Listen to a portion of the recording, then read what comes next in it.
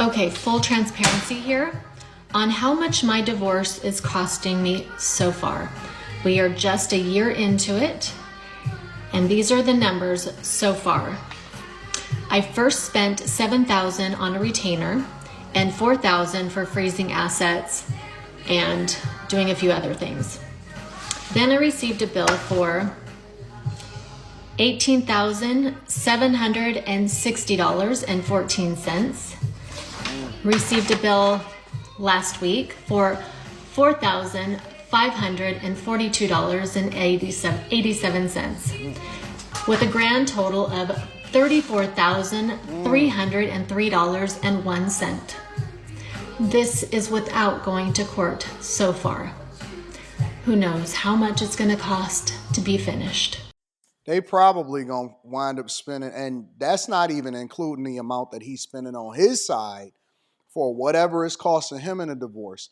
I know somebody that recently went through a divorce, and I don't want to divulge too much information, but basically what they got in a divorce was slightly more than whatever it cost them to go through the divorce. Let me say that again. And this is a woman. What they got in the divorce is slightly more than what it probably cost them to go through the divorce. And the divorce was lasting probably close to a year. And that's not including whatever it is that it cost him. And it was just a messy situation. So when I see her to say that it's costing her $34,000 and they're only a year in, and she's saying it's a year in, like, like it's, and we're only, like, how long do you expect for this to last? You know what I'm saying?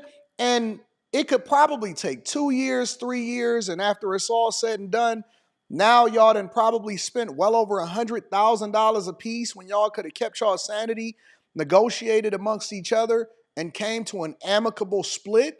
But this is one of the reasons why men are avoiding marriage at all costs, because it's not that they're afraid of marriage, they're afraid of divorce. They're afraid of getting fleeced by a system. And let's be clear, this is a system. This is a racket.